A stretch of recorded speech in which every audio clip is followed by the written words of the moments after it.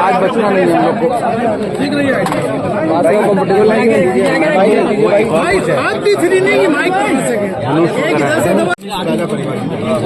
Sir आप bite दे दीजिए हो गया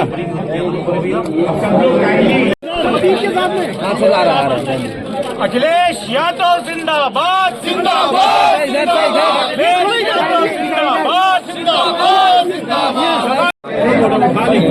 सर कलेक्ट कर दिए हम जानते अरे लोकतंत्र को चौथा स्तंभ आप भी हैं, इस बचाइए लोकतंत्र को।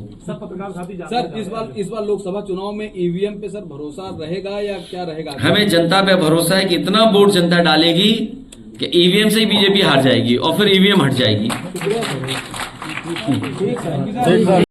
और जब संस्थाएं कमजोर होंगी तो लोकतंत्र कमजोर हो जाएगा।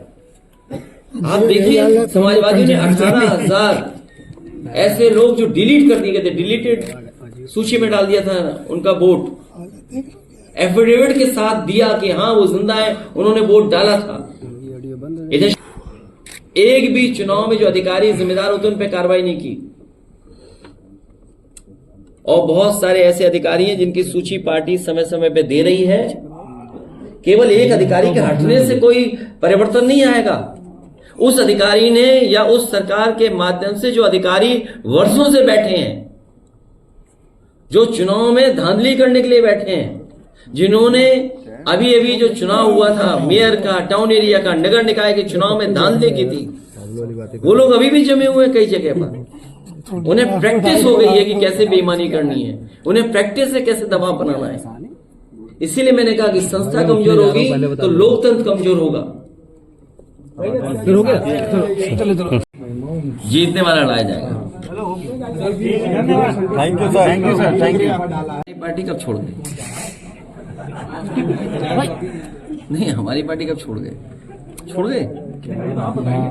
मुझे नहीं पता। नहीं मुझे पता नहीं, अभी मेरी जानकारी में नहीं है। नहीं मेरी जानकारी में नहीं है। मेरी जानकारी कौन खींच रहा है? हमारा पीडीए परिवार का मुकाबला भारतीय जनता पार्टी नहीं कर सकती। सर बीजेपी की 51 की लिस्ट तो आ गई है, लेकिन बाकियों को रेड जोन में रखा है, क्या कुछ गुंजाइश है? 1,80,00,000 लोगों का भाग दे देंगे अगर 80 से, तो हर लोकसभा में भारतीय जनता पार्टी का 2,25,000 वोट कम हुआ है। इसकी भरपाई कैसे करेगी भारतीय जनता पार्टी? और महंगाई के खिलाफ जो वोट पड़ेगा और अन्याय के खिलाफ जो वोट पड़ेगा, जो इस प्रदेश में महिलाएं असुरक्षित हुई हैं, और विभागों में देखिए कैसा कंपटीशन है। स्वास्थ्य विभाग का और पुलिस विभाग का कंपटीशन है कि कौन ज्यादा खराब काम करेगा। अभी तक तो हम लोगों ने कंपटीशन ऐसे देखे कि अच्छा काम कौन करेगा, लेकिन पहली बार उत्तर प्रदेश में देखने को मिल रहा है कि स्वास्थ्य विभाग और पुलिस विभाग में ये कंपटीशन है कि कौन ज्यादा खराब काम करेगा। दवाइयां नहीं, इलाज नहीं, स्वास्थ्य के लिए गरीब कहां जाए? अस्पतालों में कुछ नहीं इंतजाम कर पा रही सरकार, और कहीं न्याय नहीं मिल रहा। पुलिस अपना दूसरा काम कर रही है कोई। ठीक सर। हमारे वोट से भी तो जीते थे। जितना दुख उन्हें होगा उतना ही दुख हमें होगा। इसमें क्या बात कुछ नहीं है भाई, वो तो गठबंधन के थे। अगर थोड़ा बहुत दुख उन्हें हुआ है तो हमें भी दुख।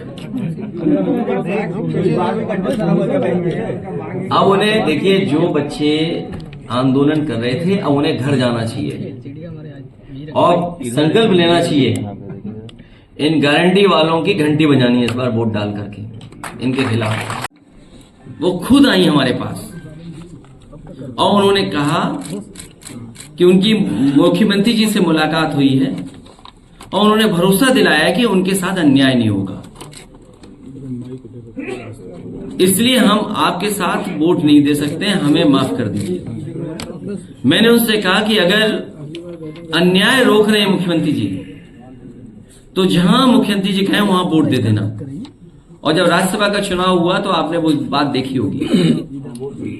अभी कुछ दिन पहले एक नेता हमारे पास आए, उन्होंने कहा कि दिल्ली के एक बहुत बड़े भारतीय जनता पार्टी के कैबिनेट स्तर के मंत्री, उनके पीए के माध्यम से मुझे फोन आ रहा है और 15 दिन से भारतीय जनता पार्टी के लोग मुझ पर दबाव बना रहे हैं।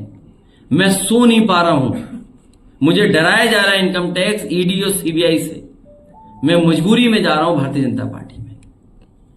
और बात में पुरानी बता दूं एक और आपको, ये आप नाम ढूंढिए, ये हर बात मैंने कहा कि मुख्यमंत्री जी खुद मिले थे अमेठी की विधायिका से, आपको भी पता है। बहुत धन्यवाद आपका। और उन्होंने आश्वासन दिया था कि अन्याय नहीं होगा, और दूसरे दिन ईडी पहुंची नहीं पूछी। सोचिए आप। और हम बता दें, आपको खुल के बता दें, जो राज्यसभा चुने गए, जब वो समाजवादी पार्टी में राज्यसभा के मेंबर थे, उन्होंने कहा दिल्ली में होम मिनिस्टर जी से कह दो तो हमारे साथ अन्याय नहीं होगा, और नहीं तो हमें आपकी पार्टी छोड़नी पड़ेगी। हम किसी को फोन नहीं कर सकते थे पार्टी के समाजवादी लोग, और देखो पार्टी छोड़ के चले गए वो।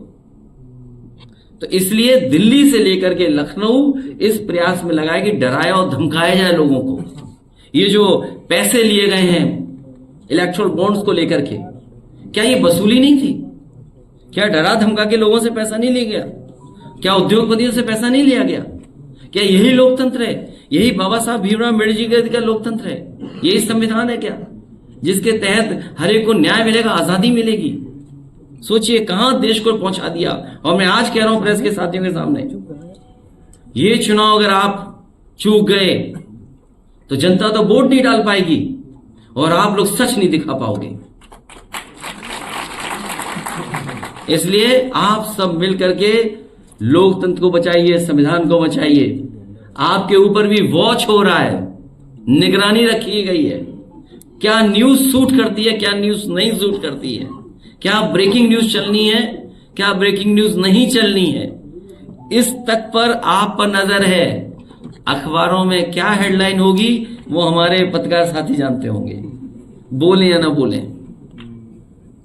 तो इसलिए सर इस बार ईवीएम